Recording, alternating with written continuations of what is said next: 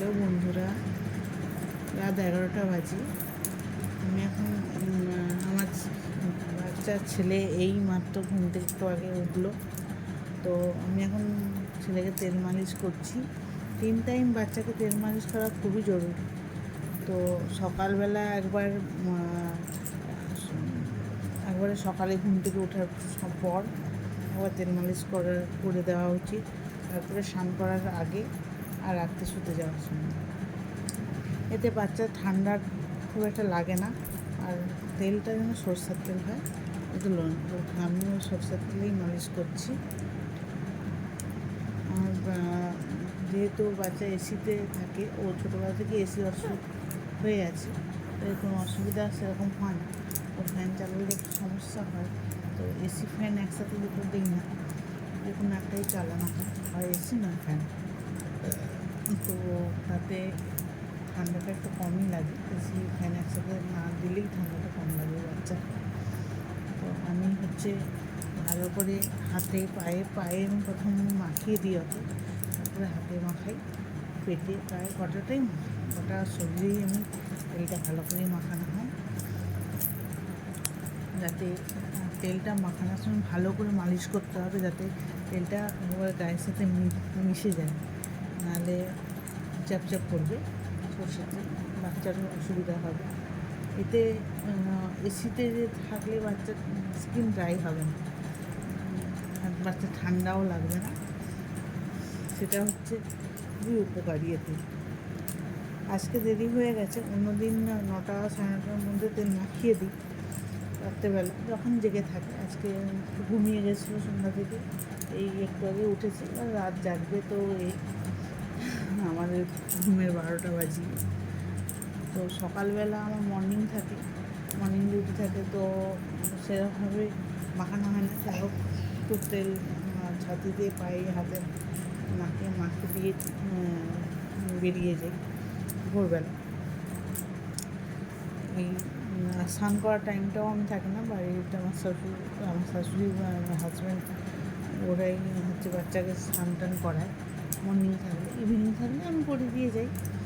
আর এই রাত্রেবেলা আমি তেলটা মাখাই ভালো করে।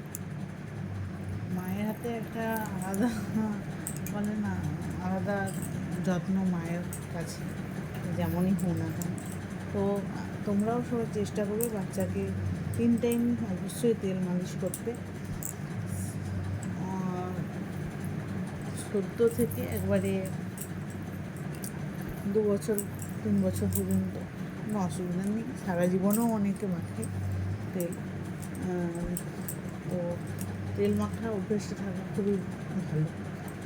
তবে গরমকাল প্রচুর পরিমাণে গরম, যেসব বাচ্চারা এসি নেই, যাদের গরম প্রচুর, তাদের ঘেমিয়ে থাকলে ঘামটা প্রথমে মুছিয়ে গা শুকনা করে, খালি গায়ে শুকনা করে তারপরে তেল মালিশ করাটা খুবই দরকার।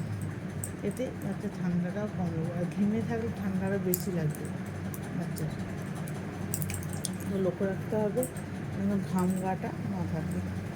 আর সারাদিন বাচ্চাকে আমি খালি রাখি। রাত্রেবেলা বাচ্চাকে আমি হাগিস পরাই, এই প্যাম্পাসের হাগিসটা। এটা স্মল সাইজটা লাগে। রাত্রেবেলা যেহেতু সারাদিন আমাকে পায় না, তো বেস্ট ফিট আমি আসার পর থেকে সারাদিনই বেস্ট ফিটই করি। আমি যখন থাকি না তখন তো তোলা দুধ অবশ্যই খাওয়াতে হয়, যেহেতু আমার বেবির 6 মাস হয়ে গেছে। তো একটু একটু করে ভাত, ডাল, সবজি, গাজর, ফল, সব রকমই, মাছ সেদ্ধ করে তরল করে খাওয়ানোর অভ্যেস করা হচ্ছে। একটু একটু করে সব কিছু প্রথমে কম কম করে দিয়ে অভ্যেস করানো উচিত। সে কতটা শ্যুট করতে পারবে কি পারবে না তার উপর ডিপেন্ড করে। বাচ্চাদের এই হাত খাওয়ার অভ্যেসটা খুবই বাজে। আমার ছেলে যেমন খায়, বলে হয় না, আর ছাড়ালেও হয় না। দেখা যাক কবে ছাড়ে। চেষ্টা চালাতে হবে যাতে হাতটা না খায়। হাত খাওয়া আঙুল খাওয়া অভ্যেসটা খুবই বাজে বাচ্চাদের।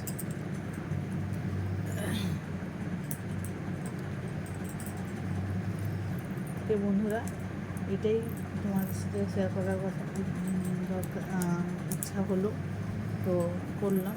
সবাই ভালো থেকো, সাবধানে থাকো, সুস্থ থাকো, আর আমার ছেলেকে খুব করে আশীর্বাদ করো, যেন বড়ো হয়, মানুষের মতো মানুষ হতে পারে। আর হচ্ছে সবাইকে শুভরাত্রি। গুড নাইট বলো বাবা, good night, good night, good night.